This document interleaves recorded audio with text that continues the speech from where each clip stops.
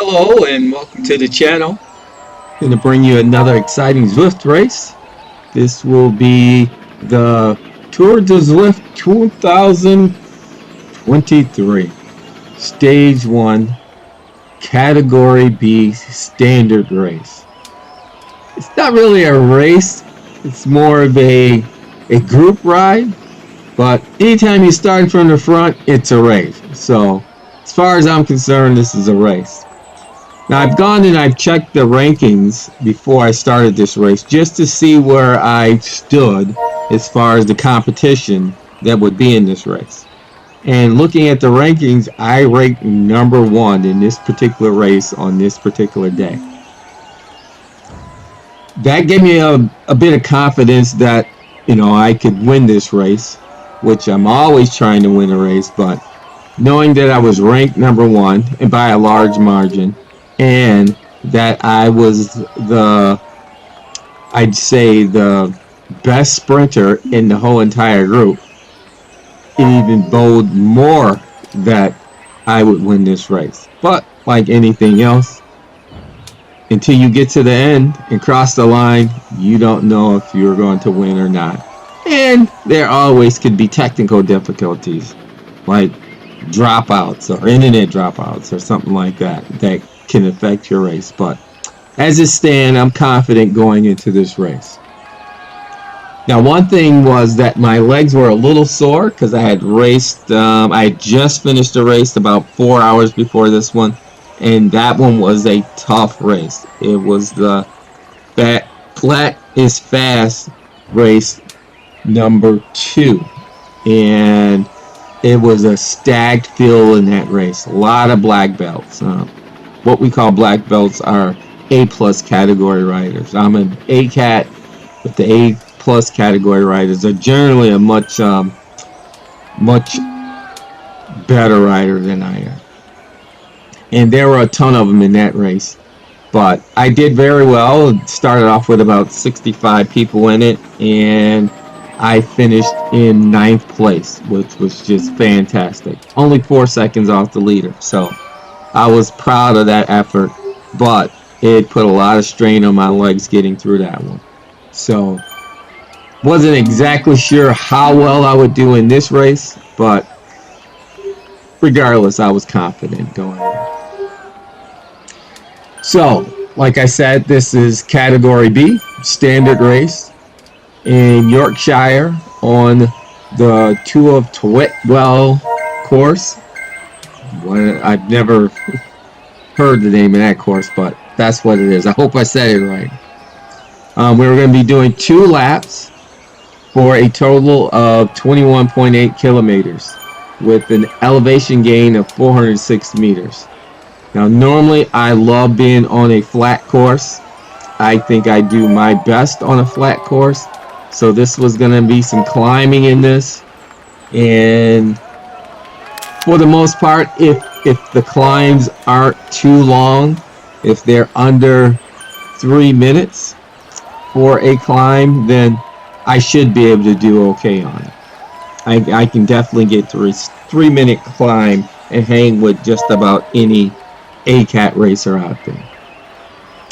So we got off to a decent start. It was a decent sized field, and knowing how I start off a race, we were going to get out front and try and stay out front. I wasn't going to pull too hard on the front to try and separate the group. I was just going to let that happen naturally. Now, when you're doing a tour race or a group race of this kind, all different category of riders are mixed into these group rides. So there could be A's, B's, C's, D's, even E-class riders, which are generally women, but they will normally fall into one of the other categories when they ride into a big group ride like this. But knowing how things panned out when I checked their rankings, there weren't any A-plus cat riders in this particular group ride. So I wasn't worried about that at all. All I was worried about was staying within myself, doing my own pacing, watching my effort, and just generally watching my heart rate and how my legs felt. They were burning a little bit in the beginning. Not really burning, just had that tight soreness feel to my quads. But for the most part, I knew this was a relatively short race. 22K is not that long. You add the elevation into it, I was guessing this was going to be about anywhere from a 30 to 35 minute ride. And I was up for that. So we got to one of the climbs fairly quickly, and the group was, I knew on this first climb, was going to separate. This was going to separate any of the better riders from the lesser riders in the group. So I knew once we got through this climb that there wouldn't be too many other riders that didn't fall somewhere in the high B to A category that would be able to hang on as long as I kept the power, or my power, in around about the 4 to 5 watts per kilogram range. We would definitely separate from those that didn't have that kind of pull. So if you look over in the top right hand corner at the little mini map, you can see just a small break starting to form. And I would guess that once we hit the downhill portion of this climb, or the flats, that you would definitely be able to see who was going to stay with the front group and about how many people we would have in the front group. So I did somewhat of a little pull to get myself on front, and then I kind of didn't want to go off the top of off the top of the hill in first, just so that I could sit back and kind of relax a little bit. So I backed off, and then you can see all the other riders would pulled ahead of me. So this is pretty much really our front group. This is all that's left. There's about 11 of us that made it out of the 304 people that were in this particular ride. Now this is one of the earlier starts to the Tour de Zwift, and I was surprised that we didn't have a bigger field for this race. I saw some of the earlier races, and there were close to 3,000 people in one event. But at this point, I don't really care. All I care about is getting through it and getting a check off on this particular round of the tour. Now, I wasn't sure if I was going to do all three. There's 3 different rides you can do for stage 1. There's a long course, there's a standard course, which is the one that I'm on now, and then there's a short course, which is C. I probably definitely will do the C course because it's short.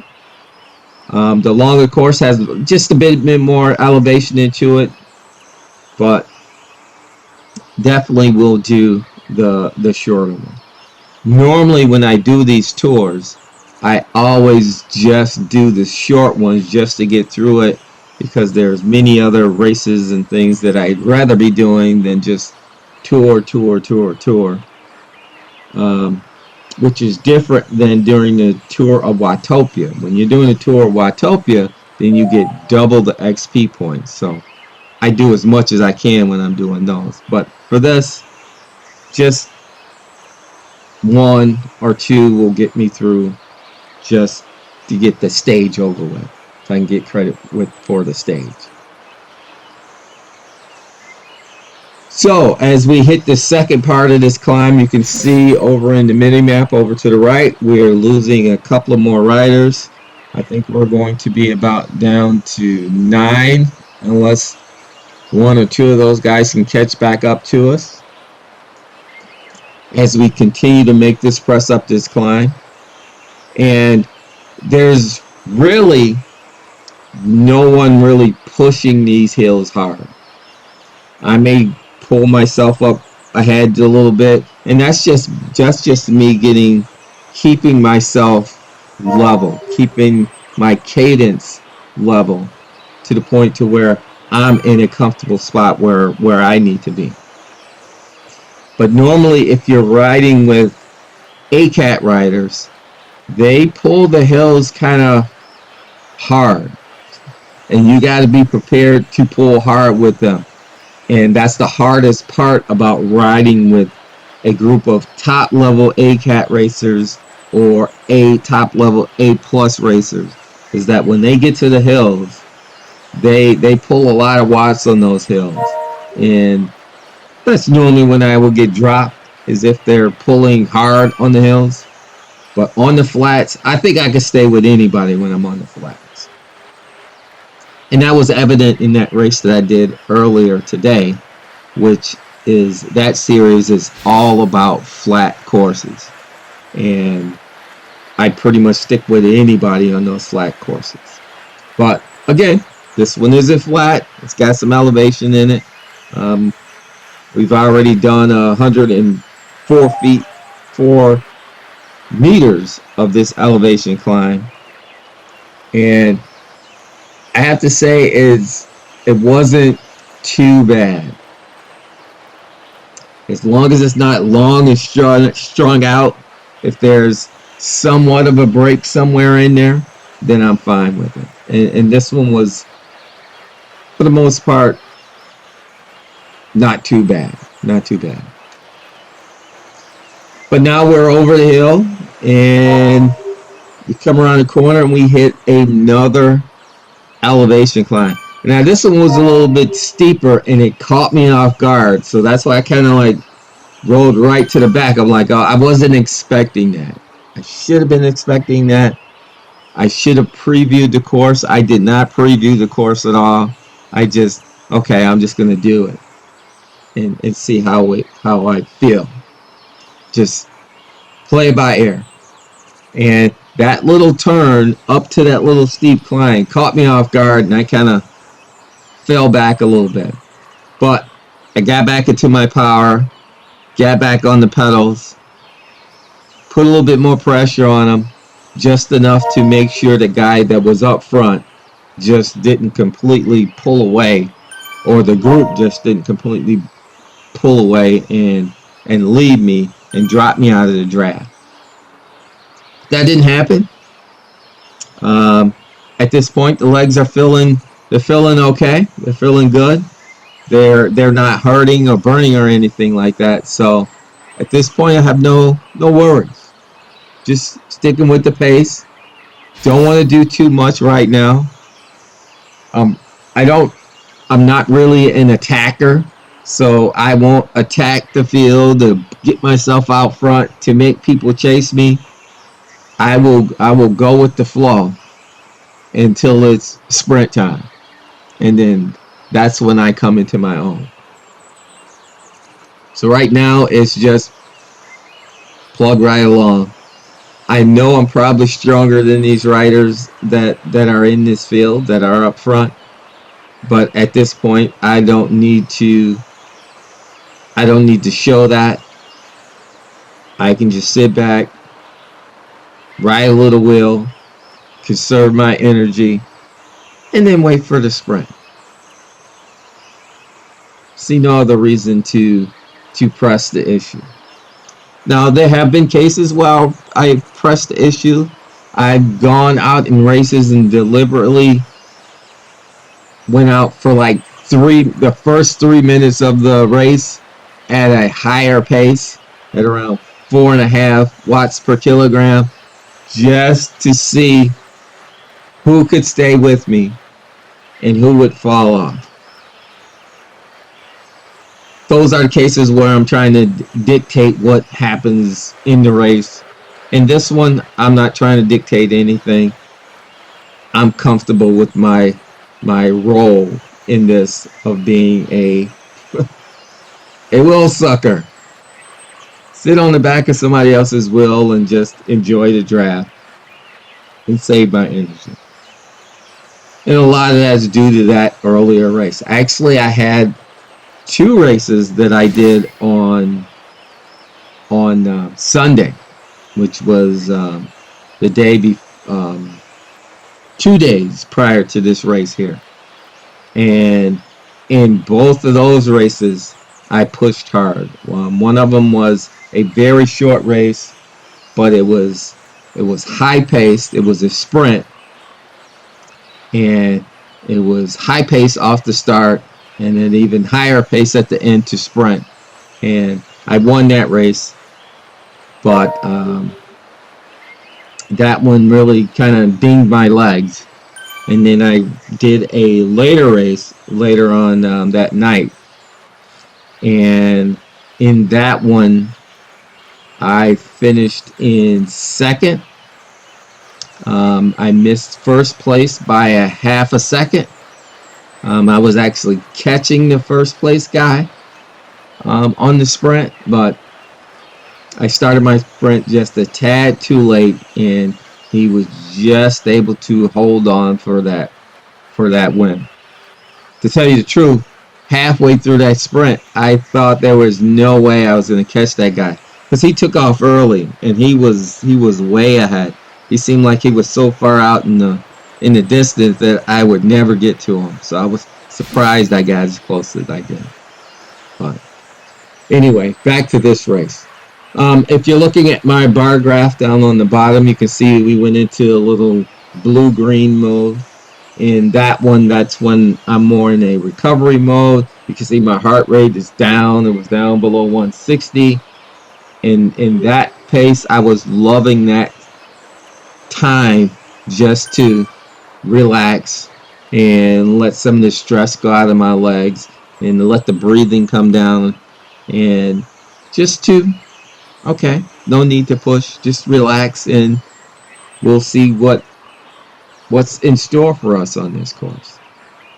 Now, knowing it's 2 laps, that hill that we climbed in the finish of the hill that we're on now, we will all have to go through that whole scenario a second time. So now we're pushing to get up this hill, and I have to take note on how the other people around me are doing on this hill. Whether or not somebody's falling off the back and it seems like it's tough for them to stay with us on this hill, or if they go out ahead and push on the hill and get some distance out ahead of me, or if they're all just content to just stay right around at the same level, and that we all push in the same blob through the top of this hill. That kind of lets me know what kind of shape they will be in for the second time that we have to make this climb. And for the most part, nobody fell off. Nobody attacked and went ahead. We got over the hill and we hit the descent on the back part of the hill. So now it's just pretty much just chill for the rest of this lap. Looks like everybody got through it okay. So there's about 7 of us now, and we appear to be ready to go through the final lap. We'll probably hit an arch. I'm gonna play my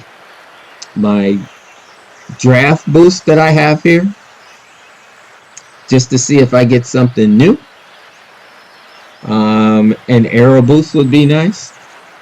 Normally I would keep this draft boost just to make sure that I have something good going into the final sprint.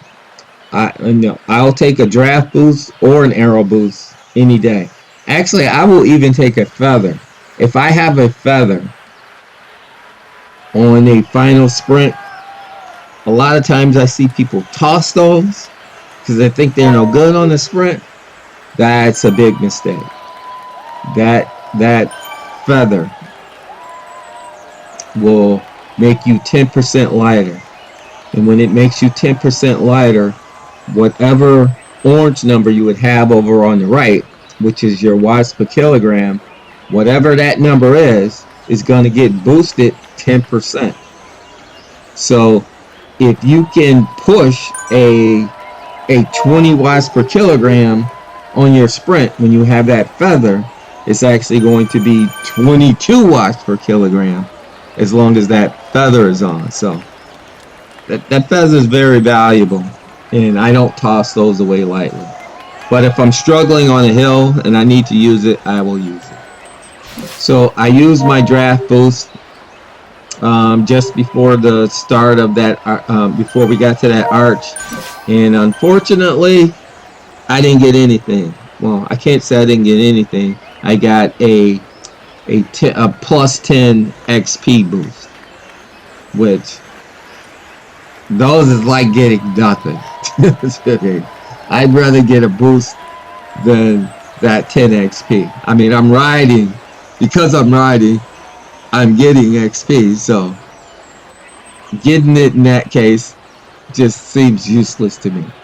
So I wasn't happy about that, but there were other arches that were going to come, so I would get another chance to get a new power up before we get to the finish.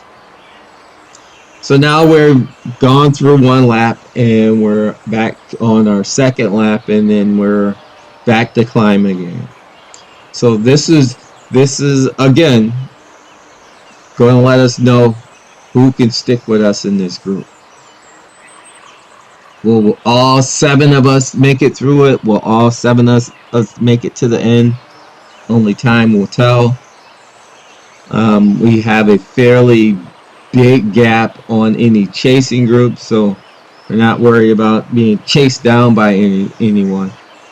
So at this point, we can kind of take our time. We don't really need to push as hard going up these hills as we did on the first lap. That first lap is always a testing one. So even when you come around for that second round, a lot of times it's not as intense as the first time you go through. Because obviously the first time you go through, you're fresh. On the second time, nobody's fresh anymore. So a lot of times all the riders will tend to back off on that second time up the hill. But as you notice, you got a couple of guys that are pulling ahead. You got one guy that fired up his power up that, okay, somebody's pushing. Somebody's pushing to see who's not going to make it up this first incline. As you can see, it looks like I'm more towards the back. But okay, I'm ready for this. Let's do this. So I put some pressure on the pedals. Decide, no, not gonna let you drop me. But you'll notice that guy is pushing much harder. Mr. Winter is pushing much harder, and he's gapping us. And I made a decision that's actually a mistake. He's burning up more effort to get up this hill than the rest of us are. But when we get to the top of the hill and go down the decline, go down the ascent, we are going to be, as long as we stay in the group, we are going to be moving much faster than him, and we will track him down. So at this point, I'm deciding, I'm not going to push hard to catch him. There's no need for me to push hard. We just going through an arch. I'm getting a new power up. What power up am I going to get? I get a arrow boost. That one's a keeper. I'm not going to use that one until I get to the finish for the final sprint. But you notice that guy is, he's way out there. He's got like 8 seconds on us, and he's got a really big gap. But that's going to come down very quickly. I'm confident in it. There's no point in us pushing, or one person pushing to try and bridge that gap. All we got to do is stay in the blob, and we're on a minus 7% descent. We're going to catch him like he's standing still. And I'm going to sit back and watch that play out.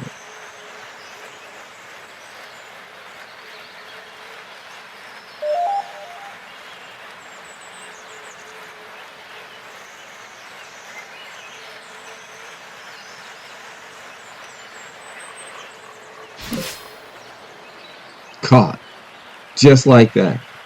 I wasn't even on the power. I was just completely just coasting down the hill. Stayed right in the draft. We caught right up to him. And now we're all back as a group. So he did all of that work to pull that gap going up that hill, burning up his legs, and it got him nothing. Everybody else in the group realized what was going to happen. So that's one of the things you have to do when you're doing these Zwift races. You have to race them smart. When you feel like you can, okay, I can gap these people. Now, had there been completely just flats after going up that incline, or no steep descents on the other side, then that's all fine and dandy. Make your break, make it stick, pull away. You don't have to worry about that descent dynamic of that bigger group, and you being by yourself. But if you look at the mini map in the top right hand corner, you can actually see the ascents and descents and when they're going to happen, and you can tell whether or not they're going to be steep or not. And if they're steep and you're out there by yourself and you got a much bigger group, a group of even 3 riders, they're going to close that gap down fast. So in that case, I decided not to chase. No need to try and bridge that gap. No need to try and push up that hill to stay with him. Just let it go. Now, had there been several riders that did that, then yes, I would have had to get on the power to make sure that I catch them before they get to the top of that hill and start their descent, so that I can be on their wheels for that to be able to stick in the draft. Because I'm a lighter rider, and because I'm a lighter rider, I don't go down the hill as fast as the heavier riders. So I need to be in their draft to make sure that I don't get dropped going down those hills. So at this point, we start another ascent up another hill, and you can tell that, okay, that rider that kind of took off before, he's not doing that now. I think he realizes that that was a useless maneuver, and now he needs to sit in the back and soak up some wheels just to give his legs some time to recover, to heal from that bonehead mistake. You don't do that. You got to know how to race these races properly. Can't just get in there and go. Well, I guess you can just get in there and go if you're a really, really, really strong rider. And he was able to build that gap and then really get on his power to even ride down the hills with max speed. And maybe he would have got away. Maybe not. But he would have had to deal with that second section of hills to go up, when he might have dinged his legs and not be able to get up him as fast. And once we decided we wanted to go after him as a group, even on the hills, we can still go much faster than him if we're all pushing hard enough. And I would have made that kind of move if I felt I needed to, but I didn't. So now we are where we are. But we still have our core 7. That's that same term that I messed up on the first time. This time I was a little bit more. I was conscious of it. I knew it was coming, so I didn't get thrown completely off the back. And but we got on this hill, and it was time to push again. And Mr. Winter was back out front again. Uh, this time, not letting him get any kind of breaks or anything like that. I'm going to stick with him because another guy was going to go with him.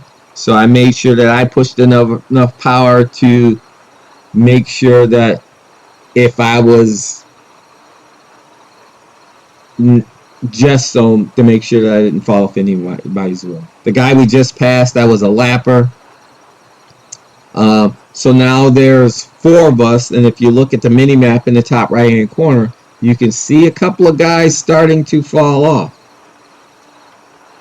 This is that second time around where it's a little bit harder to maintain that power and speed up the hill, especially if somebody pushes. And I think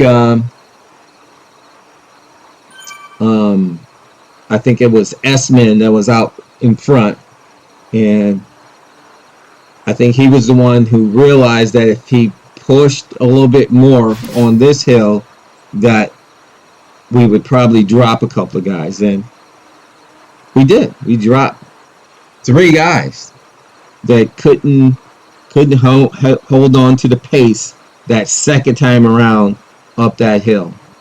It's that sharp left turn and then right into a big ascent that can test you.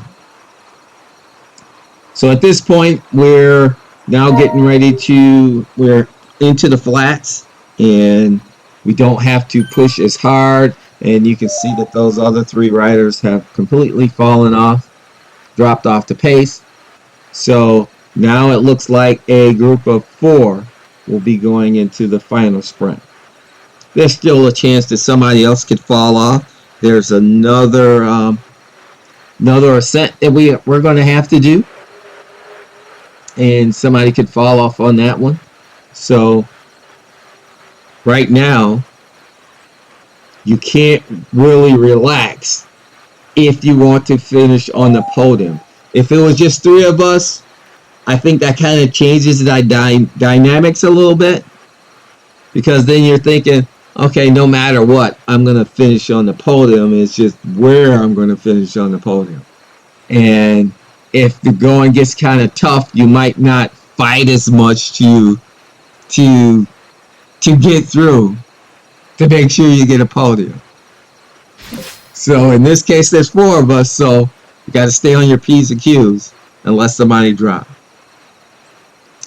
So right now we're all 4 of us are in recovery mode. We pushed our way up through that last hilly section, and you can see we're in looking at the chart, we're in the blue and blue-green. That means that nobody's pushing. It's chill time. Everybody's trying to recover to get ready for the sprint. Now, being at about 3K, not that much further to go. You don't want anybody doing breakaways at this point in time. So if somebody tries and take off and make a breakaway, you want to go with that person. You don't want to sit and try and see if they're going to slow down and wait for them to come back to you. Nope. If they make a break, you want to make a break. If they're going to go slow, you're going to go slow. And the reason why I say that is if that front group isn't pushing the pace, then I'm not going to push the pace. That just gives me more opportunity to let my legs recover so that I will have an even bigger sprint. At this point, all I'm looking to do is to get to the sprint. And you can see that one rider does a little dig. That means that, okay, I need to put some power on the pedal. Make sure I don't get dropped. You got some more lappers that we're passing. I'm not going to put too much effort into it, just enough to make sure that there's no big leads that happen. At this point, the guy was getting a little bit of a gap because I was going too slow on this particular ascent. And just that little bit of, you might have saw my numbers go orange over on the right on the scoreboard there. That was enough to roll me right back up behind the guy that had got a little gap on us. But you'll notice that one of the other guys that was part of our quad has fallen off the pace a little bit. He's about 2 seconds behind us. And I don't know if that means that he's dropped or not. If it does mean that he dropped, does that mean that the rest of us relax knowing that we're guaranteed a podium position? I don't know. But nobody's going to push. We got less than 2K to go. Nobody's pushing hard because we're trying to save our legs for that sprint finish. And you'll notice that a guy comes blasting up through us, and that's that guy that had fallen off the pace a few seconds. He because we weren't going that fast, he was able to recover and get back on us. So now he's going to slow down because he knows he needs to recover now just from putting in that little dig just to get back up with the group. But we're on a descent. That allows us to cruise a little bit, just to let the bike coast and not really push hard and save ourselves. We're under a K to go, so it's definitely getting ready to get set up for a sprint. Nobody's really taken off all that early at 7K. My plan is to take off at around about 400 meters.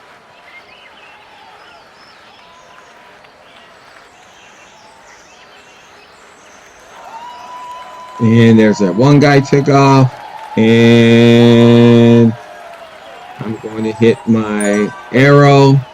Boom. Oh, I'm not going to 300 meters. And now I go. You notice that one guy was staying with me until I hit my power band. Once I hit my power band, then I really go, and I just pulled right on the way to win that sprint. Wasn't really too worried about not winning that sprint based on what I saw on Zwift Power when I went and looked at Zwift Power, and it said that I was far and above the best sprinter in the group. So kind of knew I had that covered, but like I said, you never know. Somebody could have slipped into that race after I looked at Zwift Power that could have been a better sprinter than me. And the one guy, give him credit, he held on to me for a little bit. Probably should have gone a little bit early. I knew I said I was going to go at 400 meters, and I didn't go into 300 meters. Probably should have went at 4. I probably should have just tested myself and tested my legs and went at 5, and then just pulled away from the group and then just cruised across the finish line. But it is what it is. But all in all, this was a good race. I really enjoyed it. Looking forward to more Tour de Zwift races, and for now,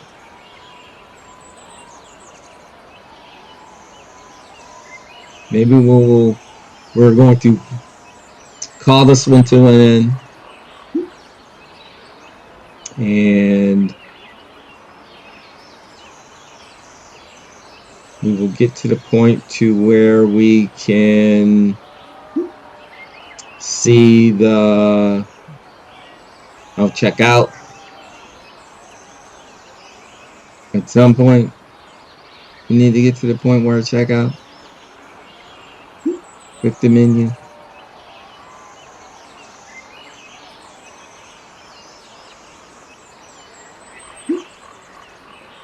Chatting away.